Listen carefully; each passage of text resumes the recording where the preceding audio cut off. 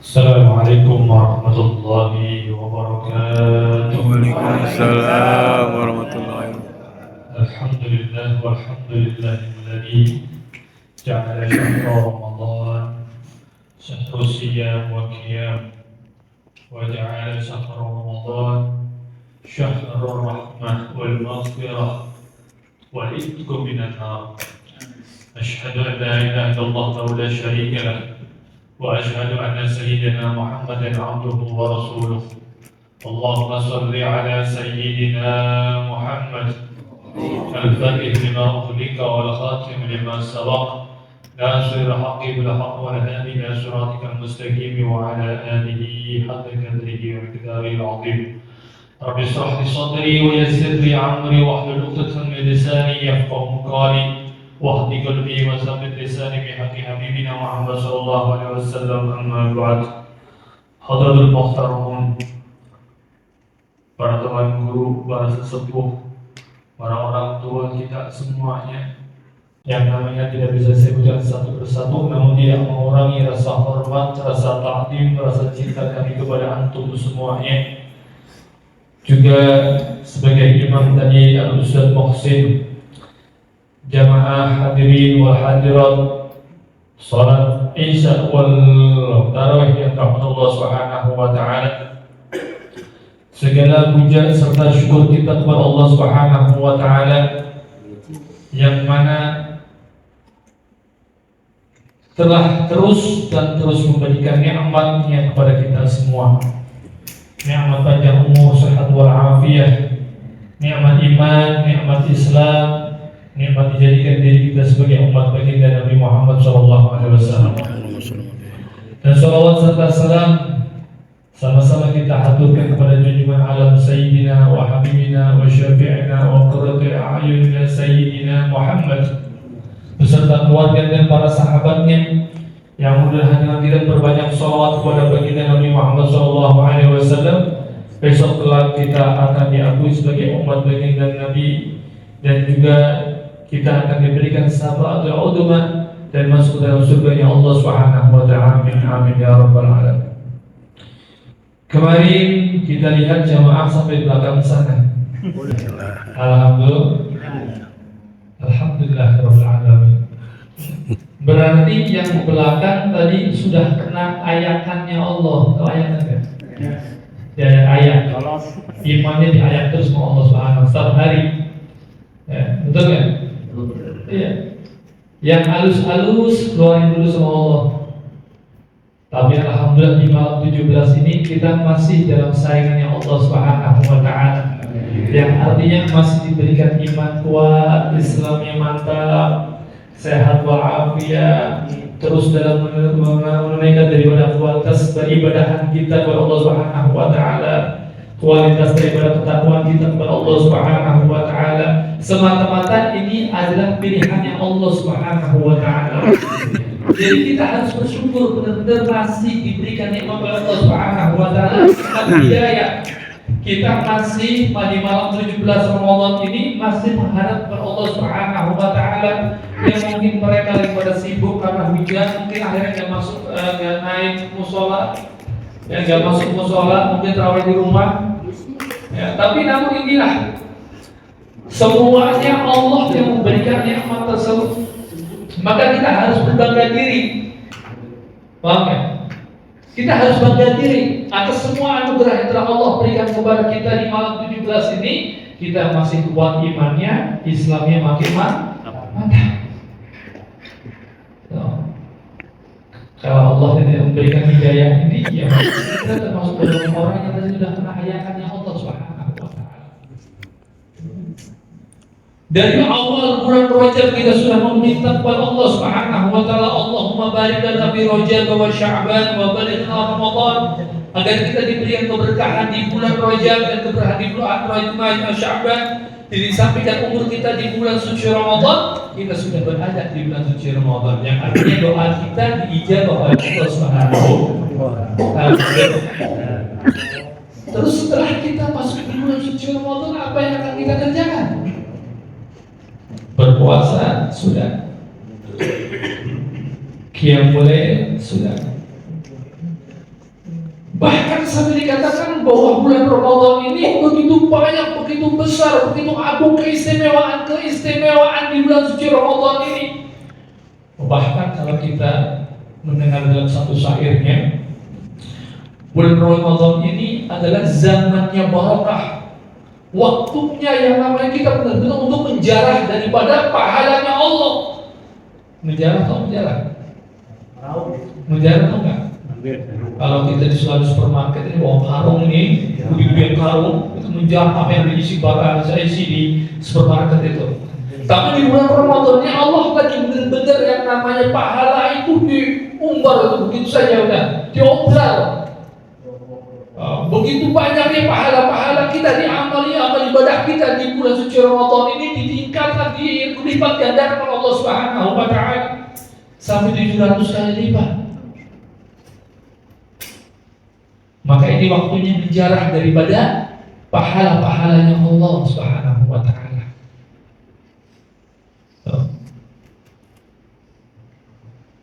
Doa-doa kita diijabah oleh Allah. Pahala digandakan oleh Allah. Dosa-dosa diampuni oleh Allah Subhanahu wa taala. Bahkan dikatakan oleh baginda Nabi Muhammad sallallahu alaihi wasallam, "Man shoma Ramadhana imanan wa ihtisaban." Siapa orang yang berpuasa di bulan suci Ramadan karena iman kepada Allah dan karena benar-benar mengharap daripada ikhlas, mengharap ridhonya Allah Subhanahu wa taala, mufir wal madqata min dzambih. Maka dosa-dosa yang telah menunduk telah kita lakukan, yang kecil maupun yang besar telah diampuni oleh Allah Subhanahu wa taala. Maka bulan Ramadan dari kata romad yang artinya membakar, pembakaran, yang artinya memanas, panas dan yang menyengat. Maka sebagian mufassir mengatakan membakar apa? Membakar daripada dosa-dosa kita yang telah dulu yang kemarin kita lakukan. Dengan amal soleh yang kita kerjakan di bulan suci Ramadan, kita sedang membakar daripada dosa-dosa kita yang kemarin. Maka di bulan suci Ramadan ini kita terus diampuni dosa-dosa kita oleh Allah Subhanahu wa taala. Alhamdulillah. Senang apa senang? Keistimewaan di bulan suci Ramadan ini tidak diberikan kepada umat-umat Nabi terdahulu. Bahkan Nabi Musa alaihissalam ketika membuka kitab Tauratnya, di situ terdapat keistimewaan salah satu golongan kelompok manusia yang dimana diperintahkan oleh Allah puasa di bulan suci Ramadan yang pahalanya berlipat ganda, dosa kesalahannya diampuni. Siapa yang mendapatkan ampunannya Allah masuk dalam surganya Allah Subhanahu wa taala. Maka Nabi Musa minta kepada Allah Subhanahu wa taala, ya Allah, jadikan keistimewaan itu untuk umatku juga. Yang artinya ketika umat Nabi dahulu melakukan amal ibadah, dia juga mendapatkan keistimewaan tersebut. Apa kata Allah? Tidak, wahai Musa, keistimewaan ini aku berikan untuk umat Nabi Muhammad SAW. Maka beruntung kita dijadikan sebagai umat baginda Nabi Muhammad SAW, yang mana ketika kita diperintahkan oleh Allah menjalankan perintah puasa di bulan suci Ramadan, pahalanya ada ampunan dan dimasukkan ke dalam surga Allah Subhanahu wa taala. Apalagi dalam bulan suci Ramadan terdapat daripada nuzulul Quran, diturunkannya Al-Quran sebagai pembeda petunjuk. Kita akan memahami daripada mana yang batil, mana yang hak. Kalau kita mengikuti perbuatan apa yang diajarkan oleh Allah Subhanahu wa taala, kita akan diberikan keberkahan di dunia dan keselamatan di dunia akhirat. Artinya apa? Kita mengikuti daripada Al-Qur'anul Karim. Kita paham, benar-benar mengikuti, membaca, memahami dan mengamalkan isi Al-Qur'an. Kita akan menjadi Al-Qur'an sebagai petunjuk kita ke jalan yang benar-benar diridhoi Allah Subhanahu wa taala. Kalau kita sudah lepas dari Al-Quran, ya jangan harap hidup kita akan benar, hidup kita akan bahagia, hidup kita akan berkah, hidup kita akan selamat. Di dunia saja sudah berlaksana, apalagi akhiratnya. Kenapa? Lepas dari jalur pedoman kita, Al-Quran adalah sumber daripada jalur kebaikan. Jalan kebaikan kita adalah mengikuti daripada Al-Quranul Karim. Di samping hanya membaca, jangan hanya membaca, namun kita tadabbur, memahami daripada isi Al-Quran. Bukan hanya memahami, juga kita bisa mengamalkan apa isi Al-Quran. Makanya di malam 17 Ramadan, Rasulullah SAW mendapatkan wahyu yang pertama, Iqra sampai 3 kali di Gua Hira.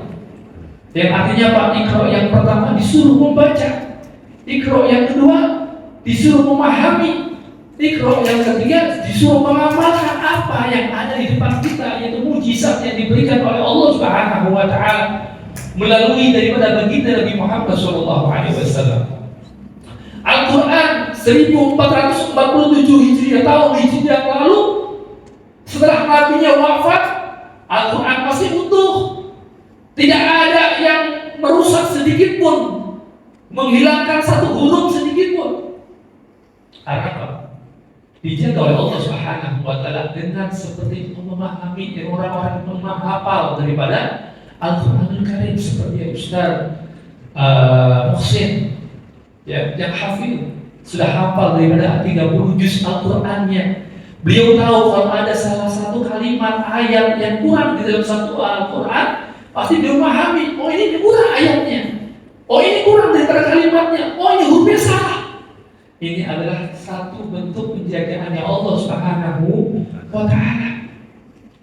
Tidak zaman seperti zaman Nabi terdahulu. Ketika nabinya meninggal, wafat, kitabnya hilang, kitabnya hancur, kitabnya di obok-obok oleh umatnya, oleh kaumnya. Taurat mana ada yang utuh? Zabur mana yang utuh? Injil mana yang utuh? Gak ada kecuali Al-Quran yang senantiasa Allah terus jaga sampai saat ini, tidak ada perubahan sedikit apapun. Maka kita belajar di Al-Quran. Insya Allah orang yang terus menghafal, mengikuti apa yang telah diajar oleh Rasulullah, itu mengikuti pedoman hidup kita, hidupnya akan selamat dunia dan akhiratnya. Bukan hanya itu saja, Al-Quran sebagai ma huwa syifa. Bahkan dikatakan oleh Rasulullah Subhanahu wa taala, Al-Quran ini adalah sebuah penyembuh di dalam hati kita, obat buat kita, ya, nyembuh jasmani dan justru sembuh rohani. Orang kalau bisa penyakit hatinya lagi gundah, lagi sumpah, baca Al-Quran, maka akan sumpah hilang, tenang hidupnya. Orang yang baca Al-Quran, jangan sampai tadi itu yang mendengarkan daripada Ustaz Muhsin mengimami sholat tarawih, senang, enak, adem, nyaman, apalagi cuaca adem, ruangannya adem, bacanya enak kan? Enak kan? Jujur aja Bang Anto. Anto apa sejuk apa enak? Saya menikmati apa ini, kira ada nih, saya mengimami juga cepat, kalau misalkan saya juga jam-jam udah selesai. Apa ini ya, nikmat ya, sifat Al-Quran ya, bahwa Al-Quran ini sebagai penyembuh hidup kita, hati kita, badan kita. Ya, wasiat saya untuk saya pribadi dan khususnya umumnya untuk semua jamaah hadirin wal hadirat, ya, jangan pernah tinggalkan yang namanya Al-Quran. Kalau kita merasa benar-benar umat baginda Nabi Muhammad SAW, pegangi Al-Quran dengan yang sebaik-baiknya. Ikuti apa yang telah diajarkan oleh baginda Nabi Muhammad SAW, yaitu Al-Quran sebagai pedoman hidup kita. Suatu saat kita akan ditanyakan oleh Allah Subhanahu wa taala oleh malaikat, apa pedoman hidup kita? Maka kita buka. Kalau kita jawab Al-Quranul Karim, Al-Quran yang mana ini? Menjawab, kata siapa yang menyebutkan Al-Quran? Dibaca aja enggak? Kok anda ngaku-ngaku kalau kitabnya Al-Quran? Gimana?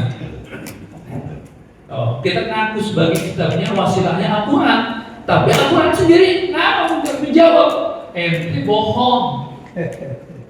Ente nggak pernah baca Al-Quran tapi ngaku-ngaku kitabnya Al-Quran. Itu gimana coba kalau dijawab oleh Al-Quran sendiri? Bahkan sebagai di samping penyobat adalah syafaat. Al-Quran memberi syafaat untuk siapa? Untuk orang yang membaca, mengamalkan, mempelajari dan mengamalkannya. Makanya nanti ketika dibahas barsya, Al-Quran itu datang menghampiri kita, karena kita adalah pengamal-pengamal daripada Al-Quranul Karim. Maka jangan pernah tinggalkan, sekali jangan pernah tinggalkan Al-Quran. Nanti jangan sampai setelah Ramadan selesai, Syawal, Lebaran, Al-Qurannya menjadi pajangan di atas lemari lagi, pajangan di dalam lemari, di atas meja lagi, tapi dibuka lagi. Walaupun tidak bisa satu juz, minimal 2 lembar, minimal 1 lembar, minimal semuka, sehalaman. Insya Allah kita makin semangat dalam hidup kita, karena diberikan daripada keberkahan di dunia dan akhirat kita. Yang pasti kita diberikan keselamatan dunia dan keselamatan di akhirat kita. Amin amin ya rabbal alamin. Mudah-mudahan ini saja bisa saya sampaikan. Wassalamualaikum warahmatullahi wabarakatuh.